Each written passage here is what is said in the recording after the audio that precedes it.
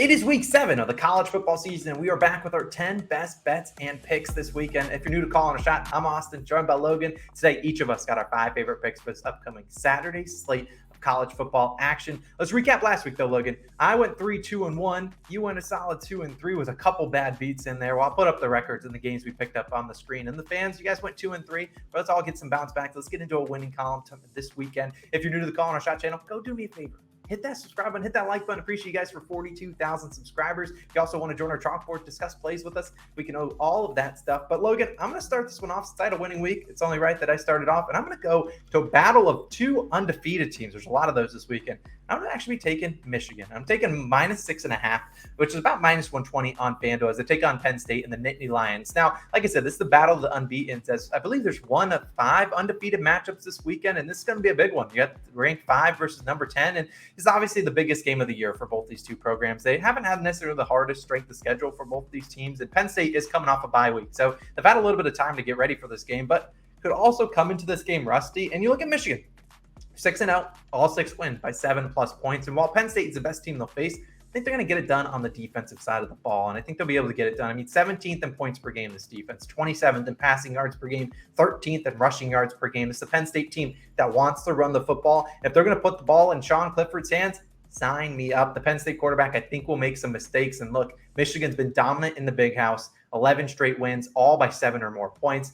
Look, they're going to make that 12 against the Nittany Lions, who I believe they only beat by 4 last season. But look, give me the Michigan Wolverines. I'd have my Michigan shirt. I'm looking at it. I need them to get it done, win by a touchdown or more. I'd take them at 7 or 7.5. Give it to me. Logan, what's your first pick of the weekend? Yeah, I like that one. But we're going to the ACC in mine, and we're going to NC State versus Syracuse. And I'm taking NC State with the points +3.5 in this one. Now, you got an ACC ranked matchup in this one. 5-0 Syracuse, a big shock this year. But is Syracuse normally used to be in the hunted, right? They're usually a hunter type team. And I honestly think Syracuse, give them all the credit, but I think they're kind of lucky to be undefeated. They have close wins versus Virginia and Purdue. If they try to get another close win versus North Carolina State, I think North Carolina State can easily beat them in this one. Devin Leary is questionable in this one, but I think the defense and the running game for NC State is good enough to get this one done. Sumo Karingbe, the very talented running back for North Carolina State, can chew clock and keep this game within the 3.5 that we need it to. If you look at North Carolina State's defense, also 20th in scoring defense, 15th in rushing yards allowed. So this is a top 20-ish defense statistically, and I think they can definitely present some problems to Syracuse. Syracuse offense averaging 38 points per game. Like, hats off. They've absolutely been killing it offensively. But the regression starts today against a North Carolina State team that's only allowing 15 points per game. This game's going to be closer than Syracuse really wants. They might just lose outright if they're not careful in this one. Logan, I absolutely love the pick. If people watched last week and obviously saw the recap, I took Florida State against NC State, and I mean, the Wolfpack survived, and just based on FSU being a bonehead. But whatever, that's not why we're here. Go Wolfpack on Saturday. Now, for my second pick, I'm going actually back to the Big Ten. I'm taking the Minnesota Golden Gophers. Take them -6.5, almost an identical line to the Michigan pick I already took earlier. And they don't normally lay these, bigger 6.5-point favorites, but I think they get it done as their bounce back week against Illinois. Now, Golden Gophers coming off a 20-10 loss in their last game. And it's worth noting, Mohamed Ibrahim, their star running back, was out that game. And Ibrahim's arguably basically the heartbeat of this offense. I mean, he's going to be playing on Sundays. This guy's incredibly talented, and he'll be back going up against this Illinois defense, which has been decent this year, but it's going to be a big, formidable foe in the Minnesota Golden Gophers that they're going to have to face. And ultimately, it comes down to, I don't trust what Illinois is doing on the offensive side of the ball. And it's going to be tough to score against Minnesota, whether it's DeVito or Sikowski for Illinois at QB. They're not trustworthy. I don't trust them to make simple throws. I don't trust the Illinois receivers to make simple catches. And Minnesota's defense has been elite this year. 3rd in total yards, 9th in passing yards per game, 12th in rushing yards per game. This is an Illinois team that wants to run the football. Going to be tough to do it against this Minnesota Golden Gophers team. I know the over-under's low. I expect this to be a lower scoring game. I think the over-under's in like the 40.5 range. But look, Illinois got a decent defense, but are those numbers inflated because of the teams they played against, like Iowa, whose offense is terrible, Wyoming, offense terrible, Chattanooga, Wisconsin's not been great all year long until they fired their head coach and got better last week. Ultimately, I think Minnesota Golden Gophers need this win more than Illinois. I know Illinois is ranked. Minnesota is not. It's It's weird to see a team that's not ranked laying almost a touchdown. Give me the Golden Gophers. Cash for me a couple weeks ago. I'm back on them again. Logan, what's your second pick? We've got a really good ranked matchup in the Pac-12. Big road test for 6-0 USC in this one, and I'm taking Utah -3.5 versus Southern Cal in this one. Got two high-powered offenses in this one. USC 10th in scoring offense, Utah 11th in scoring offenses. So, I mean, anybody taking the over in this one, smart play, seems like on paper, right? Utah last week made way too many mistakes. They missed field goals. Red zone possessions turned into turnovers. You just can't simply have that. And last week they played way too sloppy. Now, here's a fun stat for you. Utah, under Coach Whittingham, 5-0 in their last 5 games after a loss. So they are the ultimate bounce back team. And I think they bounce back against USC in a game that's going to be absolutely electric with that home crowd. Despite looking bad against UCLA, Utah's defense, still 13th in scoring defense, 8th in passing yards allowed. So this is still statistically like near a top 10 defense. And I think they can definitely present some problems for USC in this one. Utah's defense, will make the stops needed. And if they hold USC to field goals rather than touchdowns in this one, I think that's the key to victory. A lot of, experience on that offensive side of the ball for Utah. I think they can move the ball, and I think they can win and cover against USC in this one. Look, Utah got the brakes beaten off them last week, and I was proud of my UCLA Bruins for getting it done. That was one of my more proud picks to hit last week. Hopefully Utah bounces back, gets a win this week. Now, naturally, we got to transition into the best bet of the weekend, which arguably should be called the worst bet of the weekend because we have been struggling, to say the least. Myself, primarily. Now, last week I had Texas Tech +10.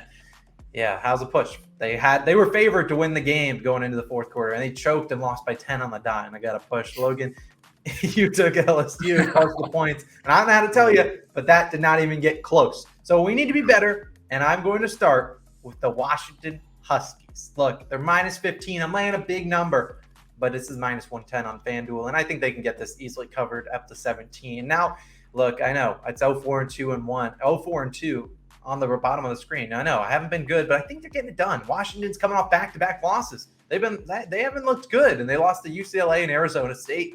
But what's important is they're finally back at home, and they get to take on Arizona, a good team to beat up on. Now, Washington 4-0 at home, and Michael Penix Jr. and the offense honestly hasn't been terrible. It's the defense that needs to step up, and they should be able to feast versus Arizona this week. And Arizona's 3 losses this year. They're 3-3. They've lost by 22, 18, and 27 points. They aren't losing by close games. They're either winning or getting smoked. And last week they lost by 27 to Oregon. This is a defense that has allowed 20-plus points in every single game this year. They've played some cupcakes and still given up 20-plus points and 39-plus points in all 3 losses. Michael Penix Jr. and the Washington Huskies need this win just as bad as I need a best bet of the week win. So I think it only makes sense that we combine, we join forces, we get it done. Washington Huskies -15. Logan, what you got?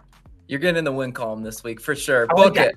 Yeah, keep positive vibes only. Now, we're going for my best bet. I'm taking a little bit of a controversial one. Taking the Oklahoma Sooners -7 against the Kansas Jayhawks. Now, I know this one's probably going to get 1,000 comments, but I'm ready for it, right? The huge storyline for this game, Jalen Daniels, the quarterback for Kansas, questionable. This line, if you're looking at this line, though, it looks like he might not play. And that's what I would really like for this one. If the line does adjust, Jalen Daniels ruled out, or if he's in, I'm still on Oklahoma in this one. Oklahoma got an absolute whooping from Texas, right? It was crazy to see the Red River rivalry so one-sided. And now, if you're line reading, you look at them and they're laying a touchdown against a ranked Kansas team. Like, what's up with the odds makers in this one?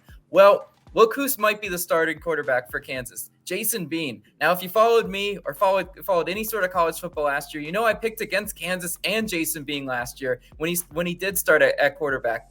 Bean, if you look at his, how he did, in relief of Jalen Daniels, 4 touchdowns, 1 interceptions. That looks good this year.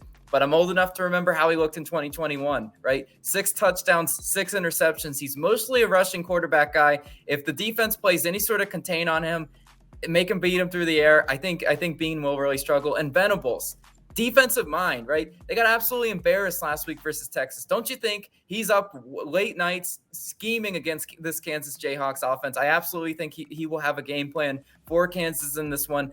This will be a big bounce back spot for Oklahoma. And they should be able to move the ball on this Kansas defense. Kansas defense, 61st in scoring defense, 111th in passing yards allowed. Dylan Gabriel, quarterback for Oklahoma, questionable in this one. Lines kind of looks like he's going to play in this one. If he does play, I would absolutely love that. Whatever happens with these two starting quarterbacks, I know it is up in the air, but just doing some line reading in this one, going to have so many people on Kansas +7. It would only make sense that Oklahoma comes out and just plays inspired football and wins and covers for my best bet. Look, you're going to need Dylan Gabriel out there, because if it ain't Dylan Gabriel, I don't know about that. But I think he'll play. I hope he gets it done. Now, let's move on to our fourth and fifth picks of the week. I'm going to one that wronged you last week, Logan. So I'll be taking the East Carolina Pirates -3.5. Now, they're taking on the Memphis Tigers on Saturday, and they wronged you last week, Logan, as you took them and they lost 24-9 to Tulane. But I didn't think that was a great matchup for them, as Tulane's defense prides itself on stopping the pass. And that's the team that allows the 14th fewest passing yards in college football this season. And you look at Tulane's ECU's offense, it's led by Holton Ahlers, I believe is how you pronounce his name, and he's averaging 310 passing yards per game. The Memphis defense has struggled against the pass, allowing 301 passing yards per game. Look, I think that'll be the difference here. I think they can outscore the Tigers. And it's also worth noting that Ahlers' dad, their quarterback, is his dad is actually the PA announcer. So while Ahlers is throwing a bunch of touchdowns, we're going to see his dad going crazy in the box. And I just think ECU's do a bounce back here at home, taking on a Memphis team that allows a ton of points. I mean, this is a team that's been very, very, very bad. And look, I'm 1-0 taking the East Carolina Pirates, making that 2-0, taking the ECU. Hopefully they make it 2-0 for me this week. But I think they can get it done. It's AAC football. You never know what's going to go down in those games. Give me ECU minus the points against Memphis. Logan, what's your fourth pick?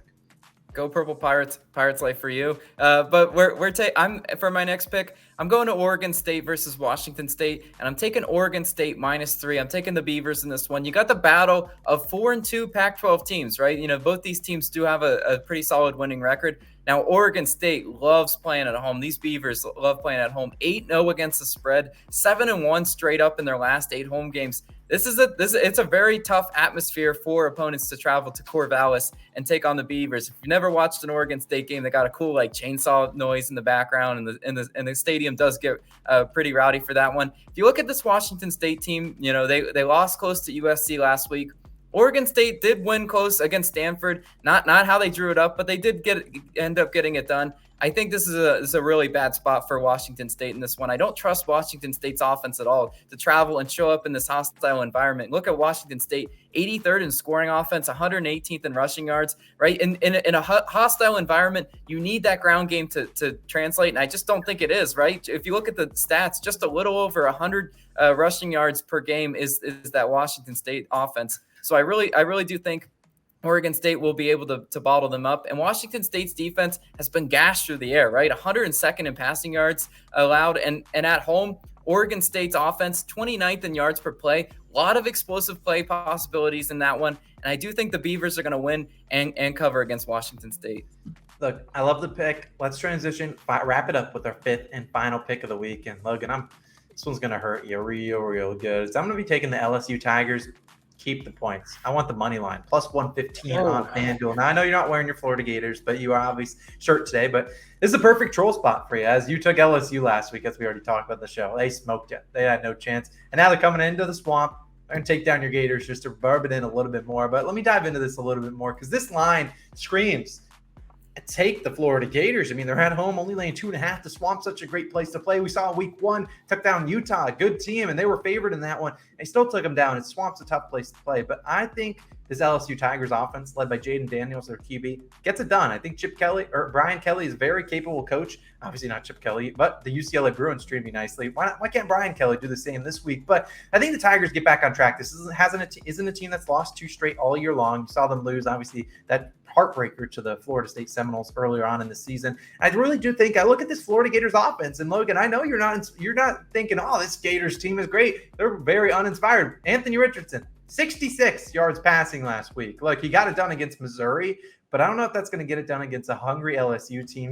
These teams always are battling in the swamp, and LSU is worth noting, beating your Gators, Logan, 3 straight times. They're making it 4 on Saturday. Give me the Tigers. Go Tigers. Oh, I absolutely would hate that outcome, but it would only make sense given how this season's gone and terrible fate for my Gators. But I hope you're wrong on that one secretly. But for my last pick, Austin, you know the dumpster diving segment. I'm 3-0 in dumpster diving picks. So I have to continue these games that nobody gives a care in the world about, but we're gonna make some money in them for sure, right? I'm going Northern Illinois versus Eastern Michigan. I'm going to some action. I'm taking Northern Illinois plus 2.5 in this one. So my undefeated streak on dumpster diving picks is on the line with the 1-5 Northern Illinois Huskies only getting 2.5 points on the road against a 4-0 Eastern Michigan Eagles team, right? So you just line read and you're like, wow, this one seems way off. And that's what's actually been the recipe for success for us recently. You look at this Northern Illinois offense. They can run the ball and keep this game close, right? That's what I'm kind of asking for with the 2.5. They average 184 rushing yards per game. You know, they kept it close. Look at their game logs. They kept it close with Kentucky as 27-point underdogs. So they've hung with the big boys before and shown that they're able to come out and put up a good showing. Eastern Michigan's defense can definitely give up the rushing yards too.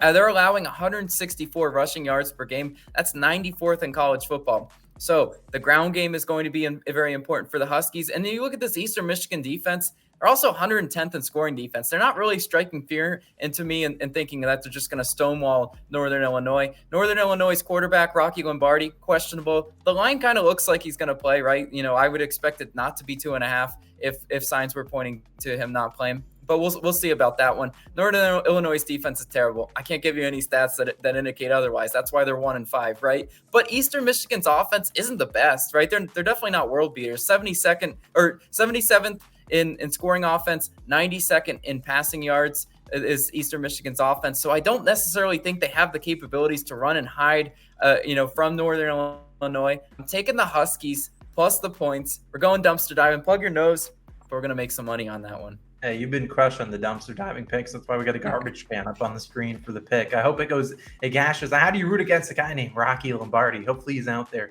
for the Huskies. And that's going to wrap it up for our 10 favorite picks of the weekend. Let us know your favorite picks down below in the comments. The 5 most liked will count towards the fan record for next week. We'll see you guys back again next week for week 8. There's a ton of other videos popping up the rest of the week. We'll see you guys again in those other videos. Austin, Logan, we're signing out. Peace.